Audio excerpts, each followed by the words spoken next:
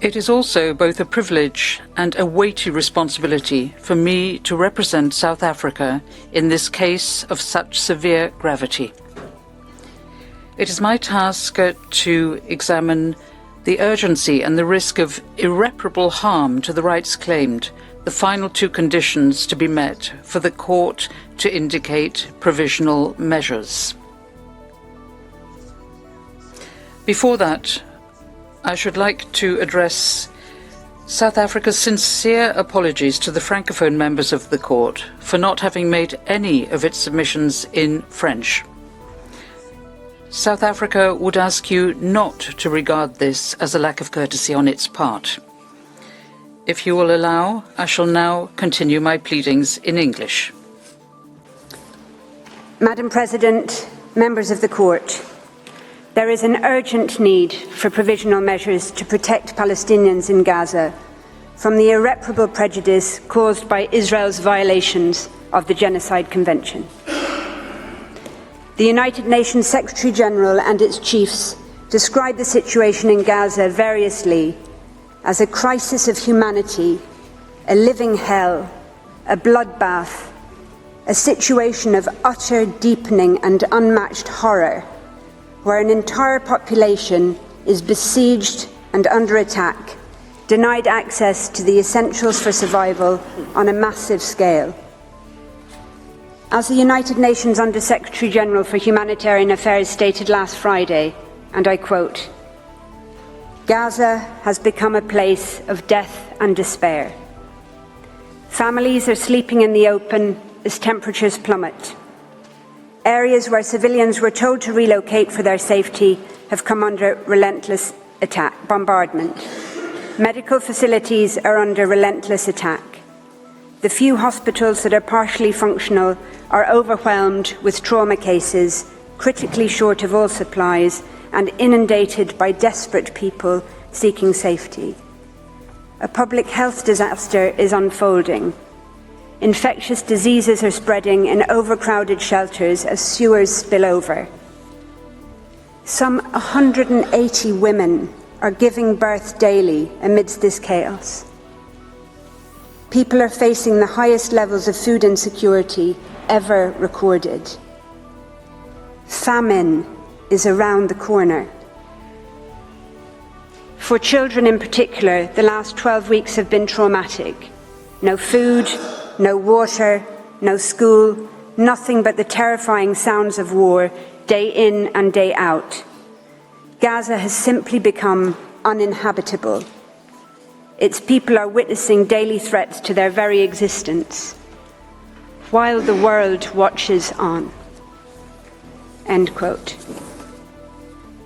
The court has heard of the horrific death toll and of the more than 7,000 Palestinian men, women and children reported missing, presumed dead, or dying slow, excruciating deaths trapped under the rubble.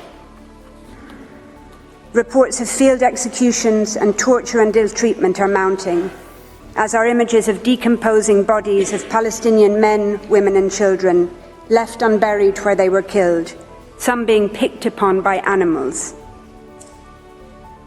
It is becoming ever clearer that huge swathes of Gaza, entire towns, villages, refugee camps, are being wiped from the map. As you have heard, but it bears repeating, according to the World Food Programme, 4 out of 5 people in the world in famine or a catastrophic type of hunger are in Gaza right now. Indeed, experts warn that deaths from starvation and disease risk significantly outstripping deaths from bombings.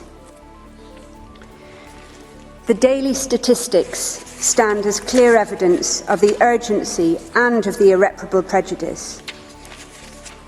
On the basis of the current figures, on average, 247 Palestinians are being killed and are at risk of being killed each day, many of them literally blown to pieces.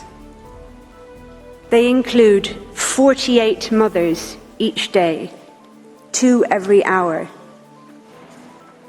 and over 117 children each day, leading UNICEF to call Israel's actions a war on children. On current rates which show no sign of abating, each day, over 3 medics, 2 teachers, more than 1 United Nations employee, and more than 1 journalist will be killed, many while at work or in what appear to be targeted attacks on their family homes or where they are sheltering. The risk of famine will increase each day. Each day, an average of 629 people will be wounded, some multiple times over, as they move from place to place, desperately seeking sanctuary. Each day, over 10 Palestinian children will have 1 or both legs amputated, many without anaesthetic. Each day, on current rates, an average of 3,900 Palestinian homes will be damaged or destroyed. More mass graves will be dug. More cemeteries will be bulldozed and bombed and corpses violently exhumed, denying even the dead any dignity or peace. Each day, ambulances, hospitals and medics will continue to be attacked and killed. The first responders who have spent 3 months without international assistance, trying to dig families out of the rubble with their bare hands, will continue to be targeted. On current figures, 1 will be killed almost every second day, sometimes in attacks launched against those attending the scene to rescue the wounded. Each day, yet more desperate people will be forced to relocate from where they are sheltering or will be bombed in places where they have been told to evacuate to. Entire multi-generational families will be obliterated, and yet more Palestinian children will become WCNSF, Wounded Child, No Surviving Family, the terrible new acronym born out of Israel's genocidal assault on the Palestinian population in Gaza. There is an urgent need for provisional measures to prevent imminent, irreparable prejudice to the rights in issue in this case. There could not be a clearer or more compelling case. In the words of the Commissioner General of the United Nations Relief and Works Agency, there must be an end to the decimation of Gaza and of its people. Turning to the Court's case law, as the Court has recently reaffirmed, and I quote, "The condition of urgency is met when acts susceptible of causing irreparable prejudice can occur at any moment before the Court makes a final decision on the case." End quote. That is precisely the situation here. Any of those matters to which I have referred can and are occurring at any moment. United Nations Security Council resolutions demanding, quote, "the immediate, safe, unhindered delivery of humanitarian assistance at scale throughout Gaza and full, rapid, safe and unhindered humanitarian access," end quote, remain unimplemented. United Nations General Assembly resolutions calling for a humanitarian ceasefire have been ignored. The situation could not be more urgent. Since these proceedings were initiated on the 29th of December 2023 alone, an estimated over 1,703 Palestinians have been killed in Gaza and over 3,252 injured. As to the criterion of irreparable prejudice, for decades now, the Court has repeatedly found it to be satisfied in situations where serious risks arise to human life or to other fundamental rights. In the cases of Georgia, Russia, and Armenia, Azerbaijan, the Court ordered provisional measures, having found a serious risk of irreparable prejudice where hundreds of thousands of people had been forced from their homes. In ordering provisional measures in the latter case, the Court noted the context of, I quote, "the long-standing exposure of the population to a situation of vulnerability, including hindrances to the importation of essential goods, causing shortages of food, medicine, and other life-saving medical supplies," end quote.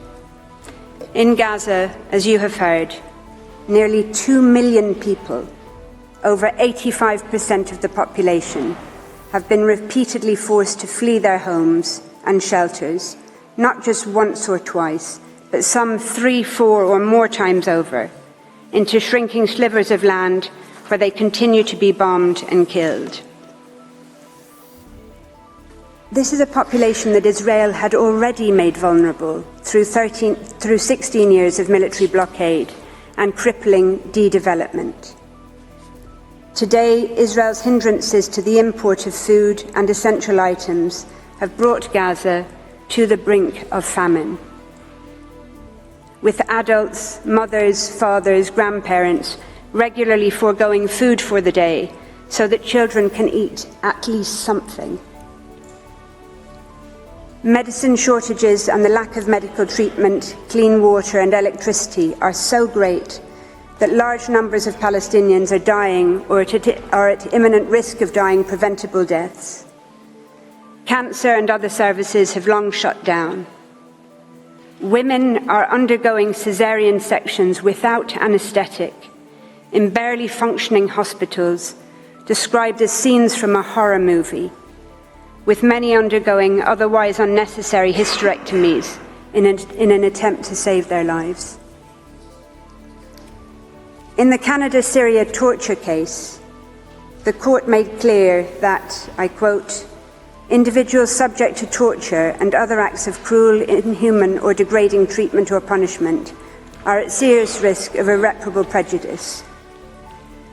Well, Palestinians in Gaza are also at risk of such irreparable prejudice, with videos of Palestinian boys and men rounded up and stripped and degraded broadcast to the world, alongside footage of serious bodily harm and accounts of serious mental harm and humiliation. In Qatar, United Arab Emirates, the court considered provisional measures to be justified, having regard to the risk of irreparable prejudice deriving from factors such as people being forced to leave their places of residence without the possibility of return, the psychological distress of temporary or potentially ongoing separation from their families, and the harm associated with students being prevented from taking their exams. If provisional measures were justified there, how could they not be in Gaza, where countless families have been separated, with some family members evacuating under Israeli military orders and others staying behind at extreme risk to care for the wounded, infirm and the elderly, where husbands, fathers and sons are being rounded up and separated from their families, taken to unknown locations for indeterminate periods of time. In the Qatar case, the court issued a provisional order where harm to approximately 150 students was an issue. In Gaza, 625,000 school children have not attended school for 3 months, with the United Nations Security Council expressing deep concern, I quote, that the disruption of access to education has a dramatic impact on children and that conflict has lifelong effects on their physical and mental health. Almost 90,000 Palestinian university students cannot attend at university in Gaza. Over 60% of schools, almost all universities, and countless bookshops and libraries have been damaged or destroyed, and hundreds of teachers and academics have been killed, including deans of universities and leading Palestinian scholars, obliterating the very prospects for the future education of Gaza's children and young people. Notably, the court has found provisional measures to be justified in all 3 cases where they were previously sought in relation to violations of the Genocide Convention. It did so in Bosnia and Serbia in 1993, finding on the basis of evidence that was certainly no more compelling than that presently before the court, that it was sufficient to determine that there was, and I quote, a grave risk of acts of genocide being committed. The court found provisional measures to be justified in the Gambia-Myanmar case on the basis of a risk of irreparable prejudice to the Rohingya, subject to, quote, mass killings as well as beatings, the destruction of villages and homes, denial of access to food, shelter, and other essentials of life. More recently, in indicating provisional measures in Ukraine, Russia, the court considered that Russia's military activities had, quote, resulted in numerous civilian deaths and injuries and caused significant material damage, including the destruction of buildings and infrastructure, end quote, giving rise to a risk of irreparable prejudice. The court had regard to the fact that, quote, attacks are ongoing and are creating increasingly difficult living conditions for the civilian population, end quote, which it considered to be extremely vulnerable. The court also considered the fact that, I quote again, many persons have no access to the most basic foodstuffs, potable water, electricity, essential medicines or heating, and that many were attempting to flee under extremely insecure conditions. This is occurring in Gaza on a much more intensive scale to a besieged, trapped, terrified population that has nowhere safe to go. Lest the contrary be suggested, it is clear from Ukraine, Russia, that the fact that the urgent risk of irreparable harm arises in a situation of armed conflict does not undermine, much less preclude, a request for provisional measures. That's also clear from the court's other judgments. So in the case of armed activities on the territory of the Congo, for example, the court ordered provisional measures based on its finding that, quote, persons, assets and resources present on the territory of the Congo, particularly in the area of conflict, remain extremely vulnerable, and that there was a serious risk that rights at issue in the case may suffer irreparable prejudice, end quote. Similarly, in Costa Rica, Nicaragua, the court indicated provisional measures in part on the basis that the presence of troops in the disputed territory gave rise, I quote, to a real and present risk of incidents liable to cause irremediable harm in the form of bodily injury or death, end quote.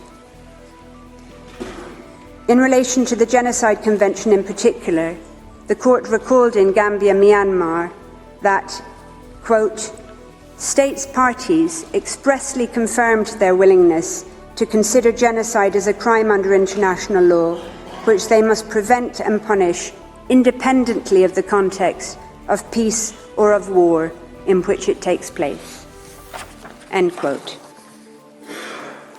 More recently, in the case of Guyana, Venezuela, the court considered that the serious risk of Venezuela, quote, acquiring and exercising control and administration of the territory in dispute, end quote, gave rise to a risk of irreparable prejudice to the rights asserted in the case. Similar factors are an issue here, having regard to the territorial ambitions and settlement plans for Gaza being raised by members of the Israeli government, and the relationship of those factors to the very survival of Palestinians in Gaza as such. Similarly, any scaling up by Israel of access of humanitarian relief to Gaza in response to these proceedings or otherwise would be no answer to South Africa's request for provisional measures. In the case of Iran, United States, the court found a risk of irreparable harm from the exposure of individuals to danger to health and life caused by restrictions placed on medicines and medical devices, foodstuffs, and other goods required for humanitarian needs. That was notwithstanding the assurances offered by the United States for it to expedite the consideration of humanitarian issues, and notwithstanding the fact that essentials were in any event exempt from the United States sanctions. The court considered that the assurances were, I quote, not adequate to address fully the humanitarian and safety concerns raised, and that there remained a risk that measures adopted by the United States may entail irreparable consequences. In Armenia, Azerbaijan, unilateral undertakings to alleviate restrictions alongside the full resumption of humanitarian and commercial deliveries, did not defeat a request for the indication of provisional measures. The court was clear that while contributing, quote, towards mitigating the imminent risk of irreparable prejudice resulting from the military operation, those developments did not remove the risk entirely. Indeed, in Georgia, Russia, the court made clear that it considers a serious risk to subsist where, quote, the situation is unstable and could rapidly change. The court considered, quote, given the ongoing tension and the absence of an overall settlement to the conflict in this region, populations also remain vulnerable, end quote. Israel continues to deny that it is responsible for the humanitarian crisis it has created, even as Gaza starves. The aid it has belatedly begun to allow in is wholly inadequate and does not come anywhere close to the average 500 trucks being permitted daily before October 2023, even under the blockade. Any unilateral undertakings Israel might seek to give about future aid would not remove the risk of irreparable prejudice, not least considering Israel's past and current conduct towards the Palestinian people, including the 16 years of brutal siege on Gaza. In any event, as the United Nations Secretary-General has made absolutely clear, it is a mistake to measure, quote, the effectiveness of the humanitarian operation in Gaza based on the number of trucks allowed in. As he stressed, I quote, the real problem is that the way Israel is conducting this offensive means that the conditions for the effective delivery of humanitarian aid no longer exist. That would require security, staff who can work in safety, logistical capacity, and the resumption of commercial activity. It requires electricity and steady communications. All of these remain absent, end quote. Indeed, only shortly after Israel opened the Kerem Shalom crossing to goods in late December 2023, it was struck in a drone attack, killing 5 Palestinians and leading to another temporary closure. Nowhere and nobody is safe. As the United Nations Secretary-General and all its chiefs have made clear, without a halt to Israel's military operations, crossings, aid convoys and humanitarian workers, like everyone and everything else in Gaza, remain at imminent risk of further irreparable prejudice. An unprecedented 148 United Nations staff have been killed to date. Without a halt to Israel's military activity in Gaza, there will be no end to the extreme situation facing Palestinian civilians. Madam President, members of the Court, if the indication of provisional measures was justified on the facts in those cases I have cited, how could it not be here, in a situation of much greater severity, where the imminent risk of irreparable harm is so much greater? How could they not be justified in a situation that humanitarian veterans from crises spanning as far back as the killing fields of Cambodia, people who, in the words of the United Nations Secretary-General, have seen everything, if they say it is so utterly unprecedented that they are out of words to describe it? It would be a complete departure from the long and established line of jurisprudence that this court has firmly established and recently reconfirmed for the court not to order provisional measures in this case. The imminent risk of death, harm and destruction that Palestinians in Gaza face today and that they risk every day during the pendency of these proceedings, on any view justifies, indeed compels, the indication of provisional measures. Some might say that the very reputation of international law, its ability and willingness to bind and to protect all peoples equally, hangs in the balance. But the Genocide Convention is about much more than legal precedent. It is also fundamentally about the confirmation and endorsement of elementary principles of morality.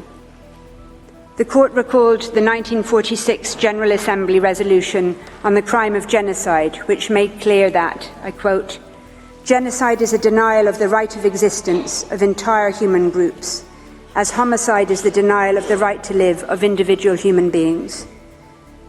Such denial of the right of existence shocks the conscience of mankind, results in great losses to humanity in the form of cultural and other contributions represented by these human groups, and is contrary to moral law and to the spirit and aims of the United Nations." End quote. Notwithstanding the Genocide Convention's recognition of the need to rid the world of the odious scourge of genocide, the international community has repeatedly failed. It failed the people of Rwanda. It had failed the Bosnian people and the Rohingya, prompting this court to take action. It failed again by ignoring the early warnings of the grave risk of genocide to the Palestinian people, sounded by international experts since 19th of October of last year. The international community continues to fail the Palestinian people, despite the overt, dehumanizing, genocidal rhetoric by Israeli governmental and military officials, matched by the Israeli army's actions on the ground. Despite the horror of the genocide against the Palestinian people being live-streamed from Gaza to our mobile phones, computers, and television screens, the first genocide in history where its victims are broadcasting their own destruction in real time in the desperate, so far vain hope that the world might do something. Gaza represents nothing short of a moral failure, as described by the usually circumspect International Committee of the Red Cross. As underscored by United Nations chiefs, that failure has, I quote, repercussions not just for the people of Gaza, but for the generations to come, who will never forget these over 90 days of hell and assaults on the most basic precepts of humanity. As stated by a United Nations spokesperson in Gaza last week, at the site of a hospital clearly marked with the symbol of the Red Crescent, where 5 Palestinians, including a 5-day-old baby, had just been killed. The world should be absolutely horrified. The world should be absolutely outraged. There is no safe space in Gaza, and the world should be ashamed. Madam President, members of the Court, in conclusion, I share with you 2 photographs. The first is of a whiteboard at a hospital in northern Gaza, one of the many Palestinian hospitals targeted, besieged and bombed by Israel over the course of the past 3 brutal months. The whiteboard is wiped clean of no longer possible surgical cases, leaving only a handwritten message by a Médecins Sans Frontières doctor which reads, "We did what we could. Remember us." The second photograph is of the same whiteboard after an Israeli strike on the hospital on the 21st of November that killed the author of the message, Dr. Mahmoud Abu Nujayla, along with 2 of his colleagues. Just over a month later, in a powerful sermon delivered from a church in Bethlehem on Christmas Day, the same day Israel had killed 250 Palestinians, including at least 86 people, many from the same family, massacred in a single strike on Maghazi refugee camp. Palestinian pastor Mundhir Ishaq addressed his congregation and the world, and he said, and I quote, "Gaza as we know it no longer exists.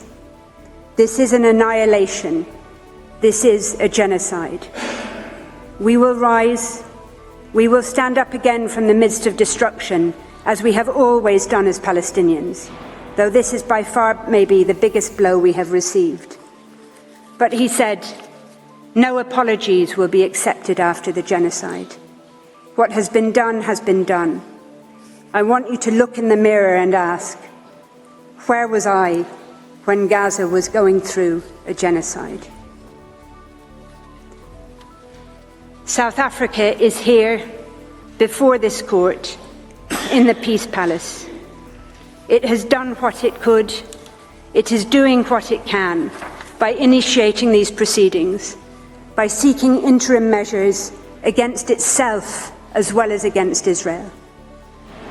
South Africa now respectfully and humbly calls on this honourable court to do what is in its power to do, to indicate the provisional measures that are so urgently required to prevent further irreparable harm to the Palestinian people in Gaza, whose hopes, including for their very survival, are now vested in this court.